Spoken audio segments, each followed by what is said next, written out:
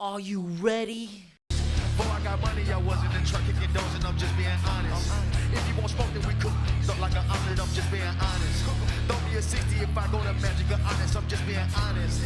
I keep a sticker or blicky in case it gets sticky, I'm just being honest. She know that I'm with it, I'm having this chicken, this trick, and I'm just being honest. Who really get to be honest? Hey, Punch be giving, be honest. Ladies and gentlemen, boys and girls, children of all ages, Candidate the Movies proudly brings to you its YouTube, Spotify, TikTok, podcast champions of the world, the most handsome man on the internet, Joe. What's up, y'all? The bald beauty, Big Nate, and we are the Wrassle Twins. Joe, we got a lot to talk about this week. So this week, let's go on and cut into it, baby. All right. We saw that ESPN is losing money on their WWE deal. It's already going badly so far. Right now, there's a high rights fee and a low incremental revenue. ESPN signed a 5-year deal to pay $325 million per year to WWE. However, early indications are that the subscriber and ad revenues directly attributable to WWE are so much smaller, on the order of about $35 million per year. The value is far less than the cost, and ESPN is facing a large gap. A lot of viewers are already bundled with Disney and Hulu. The price, man, that $30 price tag is too much. We talked about it. Nate Stradamus over here told you guys this is going to be a bad economic thing. I was about to say necnomomic, but it's economic. So, Joe, you said the same thing. This is not going to work for your wrestling fans. Vince McMahon, for all his faults, let's just keep it a buck, he never lost the plot with knowing who his fan base was. Vince McMahon made sure there were still $20 seats at every arena. The most expensive tickets that weren't floor seats usually didn't go over maybe $120. So, I mean, let's keep it real. Vince McMahon never lost the plot on that. Tony Khan is doing a great job with keeping his ticket prices much more affordable. That's why next month I'm going to AEW, and I haven't been to a WWE show in a minute because of this. The prices are just so ridiculous. But it's a TKO problem. It's not a Triple H problem. The internet wants to blame Triple H for this, but it's not a Triple H problem. This is very much a TKO problem. Trying to run WWE the same way you would run a UFC, it's just not going to work. This is a bad economic thing. You know what I mean? Like, I feel like, just confession time. I didn't subscribe to the $30 per month thing because I realized if I'm going to be paying for AEW shows, pay-per-views, which they put on a better product anyway when it comes down just to the wrestling content and better pay-per-views in general, that's what I'm going to pay for. I mean, it's not that I was completely against it, but that amount of money that it takes to build it up, the only way that I can really justify paying that amount of money per month is because I get to write it off at the end of the year. But even with that, like, it really doesn't make any sense. It's a really bad deal. It's a bad deal for ESPN because ESPN is not really like a wrestling show type of network. So yeah, it's a bad deal for ESPN. It's a bad deal for Disney, and I wonder if they're going to stick with it because it's just not. It doesn't look like it's been working out through the first 2 PLEs. Palooza was a dud, and so like, let's just keep it a buck, man. Is it gonna last? I don't know. Also, for some reason, the fans. Why are we turning on Jey Uso all of a sudden? Makes no sense to me. Jey has been working so hard these past couple years, showing his worth as a solo star. Then all of a sudden he wins a battle royal to be #1 contender for the world title. And the internet is crapping all over his parade. It makes absolutely no sense. There's no reason for it. Jey has worked very hard. He is a very competent performer. The crowds are still into it, whether you say anything or not. Like, you still see everybody yeeting. So maybe, just maybe, it's more to it than just, same old, same old. It's not same old, same old. He's held the title once. CM Punk has not held the WWE World title since 11, 12. It's been a hot minute. 2013 when he lost it to The Rock. Actually, CM Punk actually held the title for like 2 seconds at WrestleMania, which led to maybe one of the, if not the best, greatest cash-in of all time from Seth Rollins. And so Yeah, honestly, my prediction is that it'll go to Jay, and this will create a huge issue between Jay and CM Punk. And I think that this is going to be a pretty good rivalry. It's going to be they're going to be out for blood for each other, kind of like how it was between him and Drew. And so, with Jay kind of going back to his heelish ways, which is something that I've been looking forward to actually, because he's a much better heel in my opinion than a babyface. Because he's just good like that. He's gotten a lot better in the ring. He's gotten a lot better on the mic, and he's over with the fans. I don't care what they say on the internet. The internet has been toxic all this time towards him anyway, but it's going to be, let's keep it a buck, it's going to be Jay as like the guy on the top, the big heel on Raw, because Seth Rollins can't be that right now. So I think it goes to Jay. So let's not be bitter because Jay won a battle royal, and plus we know what's going to happen, don't we? Other big news next week. While We Love Pro Wrestling, an eternal love affair, will be released on Amazon. I really would appreciate you joining in, purchasing it. It's not going to be super expensive. I haven't exactly set the price yet, but it's not going to be a lot. Joe wrote a beautiful foreword. Thank you so much for that, by the way, Joe. That was amazing. And I think it's worth the read. It's a love letter by a fan, for the fans, for this beautiful art form we love of pro wrestling. Man, I'm looking forward to reading the book. Actually getting my copy of the book, man. And no problem for the foreword, man. I really thank you for giving me the opportunity to do so. And of course, you can see us at WrestleCade, November 29th from 10 to 2:30. We'll be selling books, t-shirts, signing autographs, taking pictures, whatever. Listen, we don't have fans, we have friends, and we welcome everybody to come and just hang out with us for a little bit. You don't have to buy anything. You can just come hang out and say hi. So with all this preliminary stuff out of the way, let's take a minute and admire this beautiful pay-per-view that AEW presented called WrestleDream. WrestleDream. I know it's not Wrassle, but that's what we're going to call it. Yes, it's WrestleDream, but it's WrestleDream, ladies and gentlemen, in St. Louis, Missouri, with Charlie Thez, the widow of the late great Lou Thez, in attendance, getting a little brief interview before the show started proper. What a beautiful tribute to her. St. Louis has such a rich wrestling history. Tony Khan understands that, and he is very much a big proponent of giving love to the history of the territories. So let's start off with the main card, right? FTR and Jet Speed, it fed over from the pre-show to the main card, which I thought was great. You don't see it often, like opening pyro and everything, and they're still going at it. FTR wins with help from our buddy Stokely Hathaway. And of course, FTR needed this win, and they needed the rub. Jet Speed didn't look too bad either. What did you think about this show? Big Stoke did his thing. And listen, FTR got a great win, a very much needed win, and looking forward to seeing them on more main events and things like that. Hopefully we get to see them at Blood and Guts. I think I'll give it I don't know, maybe a 3.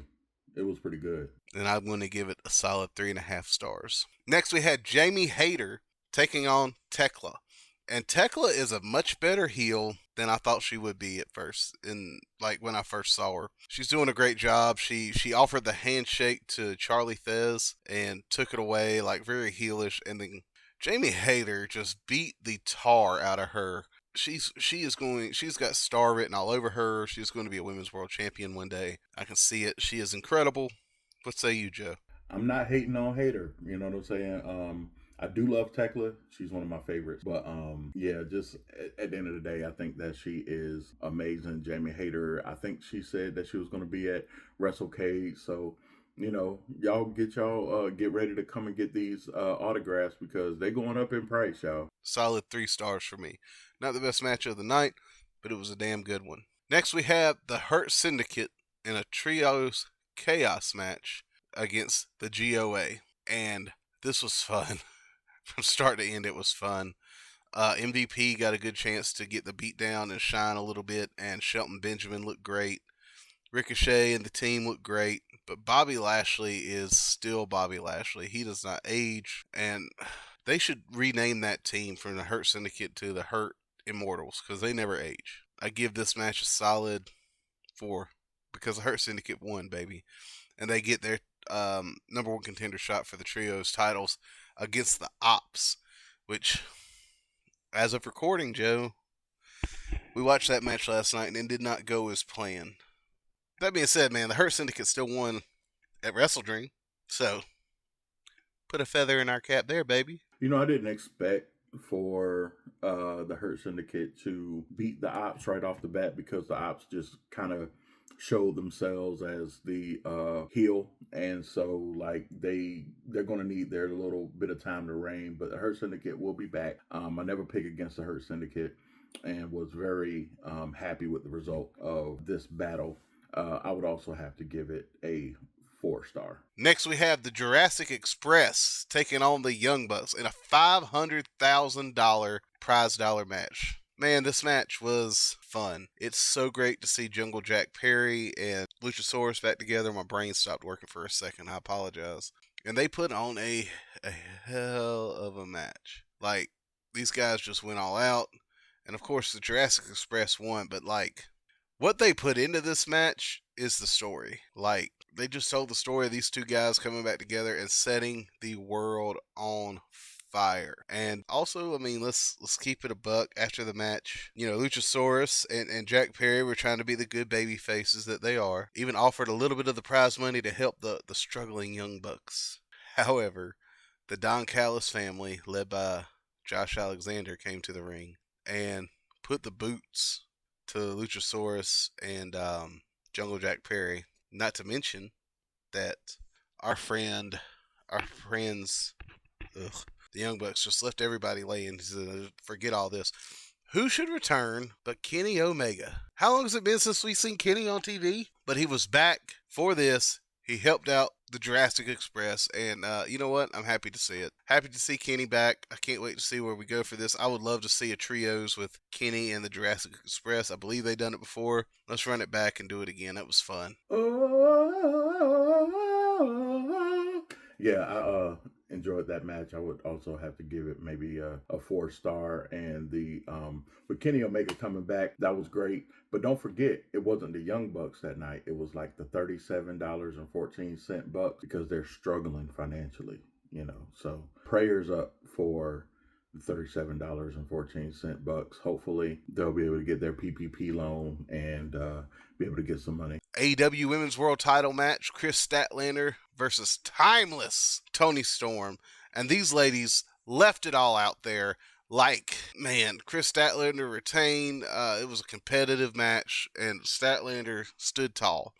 Toni Storm gave her everything she has in her arsenal, and Chris Statlander still won. Match ended with a big hug between the two ladies, and rightfully so. This was beautiful storytelling, but the love fest wouldn't last long, as Chris was told to get out of the ring. Mercedes hijacked her spot, and we had an impromptu open challenge match. Mercedes Moné versus Mina Shirakawa answered Mercedes' call for the open challenge for any women's champion. Who should show up but Mina Shirakawa, interim Ring of Honor television champion, and they put on a good match. I thought it was a fun match. Mina Shirakawa and Mercedes Moné, neither one of these ladies are capable of producing a bad match. Man, they went back and forth, beat the tar out of each other, but Mercedes Moné captured her 11th belt by cheating to win. Joe, what say you? First of all, special shout out to Chris Statlander in her win against Toni Storm. She did a wonderful job. Definitely won that fair and square, straight up. There was no issue there. But I was right. I just want to point out, I was right. Mercedes Moné did steal the show. Because you remember, you asked who's going to win between Chris Statlander and Toni Storm, and I was joking, but a little serious. I was like, Mercedes Moné's going to win. And she won. She won the moment. You know what I'm saying? She got her 11th title, her 11th belt. She is now Mercedes Ultimo Monet. So for both of these, for the Chris Statlander versus Tony Storm, I would have to give that a solid 4. And Mercedes Monet versus my girl Mina Shirakawa, which I hated seeing her lose, by the way, because you know how I feel about Mina. That's my girl. But anyway, I would have to give that a strong 4.5. It was awesome. So this is number 11, and she grabbed number 12 over the weekend too, if I remember correctly. What do you think? And the best part, Joe, the best part, man, was when Chris Statlander come back out after Mercedes' win and beat the snot out of Mercedes, and I think we are going to have a feud brewing. Is this the time that Mercedes finally gets that AEW Women's World title, or is this another moment of disappointment? Oh, yeah. Mercedes Monet is the greatest of all time. She has 12 belts right now, and that is crazy. I think she gets it this time. Because I'm not going to pick against Mercedes Monet ever. That's just me.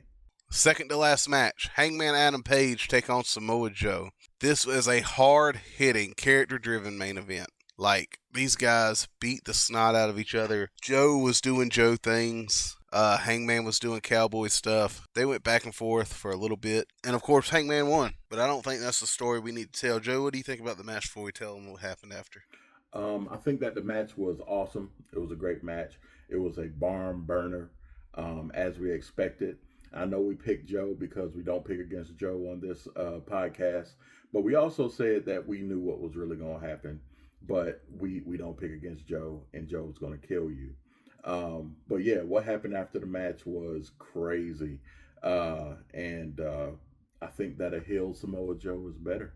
Well, after the Ops attacked and turned on Hangman Page, and I think I am ready to see a heel Ops stable, because Samoa Joe as a heel is beautiful. I can't wait to see Powerhouse Hobb do his thing as a heel. I want to see how that goes. This is just going to be amazing. That's right. We'll see what happens. But I also think that Powerhouse Hobbs is going to lift the whole stadium in San Antonio and beyond. But we'll see what happens, right, Ben? Finally, the match that made me wince and turn my head away so many times. The I Quit match between Darby Allin and Jon Moxley. I did not think this was going to happen. But Darby Allin made Jon Moxley say I quit in a brutal high-intensity match. We had a spike under the fingernail, an attempted drowning, some of the craziest weapon spots we've ever seen. And then my best friend's favorite wrestler decided to show up with a baseball bat and attack Moxley. He gave the assist because they were going to drown. They were going to drown Darby Allin on a live pay-per-view. Like, this was what was going to happen. And it was wildly uncomfortable to sit there and watch. Because, like, first off, Mox, if you kill this guy, he can't say I quit. This is facts. If you kill Darby Allin in an I Quit match, he cannot say I quit. Also, if you kill Darby Allin in the middle of the ring in front of all those fans, you have thousands of witnesses to implicate you in the murder charge. But old man Sting, dude, God, he looks so cool. I don't know what it is, but like the gray beard, the gray hair, it just made him look that much meaner. I don't know, like your grumpy grandpa that can still whoop somebody's butt after Vietnam. Yeah, so give me more of that. But Allin wins, man. Like, it's beautiful. It's poetic. Where do we go from here? Woo! My boy came in, Greensboro Sting here. I had to show up with the bat. You know what I'm saying? I had to protect my boy Darby because, he doesn't have a gang. He's a gang of one. But, I had to come and help out. That's my boy. I'm Grandpa Sting now. Forget all that old man Sting stuff. I'm Grandpa Sting. And I'm coming for him. Y'all better watch out. Y'all better watch out for Darby because I'm always be there for him. Woo! I think Darby Allin should be a world title contender. I don't think it's that time. I think him and Hangman would have a great match. However, I do not think this is the match and direction we need to go into next. I just love a good blood feud, and these guys just beat the snot out of each other. Where do we go from here? What do we set up for next month? And what does this set up for Blood and Guts? Yes, Blood and Guts is going to be in Greensboro, North Carolina, and your Wrassle Twins are going to be there with our best friend and editor, Travis, who you have seen on this channel before. And Blood and Guts is going to be incredible in Greensboro. I hope to see all these guys mentioned, plus Swerve, that night, because, let's face it, AEW is on the upward swing right now, man. They're killing it. I'm excited to go see them. Man, I'm excited to go see them too, man. And We got some pretty good seats, so I'm looking forward to actually going, man. So, listen, man, AEW ticket prices are so reasonable, and I could definitely, you know, go to all of these AEW shows, man. When you were talking a bit earlier about going to WWE stuff and not going to WWE stuff, I still will go if it's in my area, if it's in Raleigh, Greensboro, Charlotte. But it's so much more expensive to just sit in the nosebleed than it is to sit in the front 2 rows in AEW. So if I'm going to pick, I would have to pick AEW because you get a much better product for the price that you pay. With all that being said, guys, hope you have a lovely day. Check out our merch store. Check out Why We Love Wrestling and Eternal Love Affair. Check us out on the TikToks, the Instagram, all of our socials. And we hope you have a what day, Joe? Have a contastic day. Love you guys. Peace.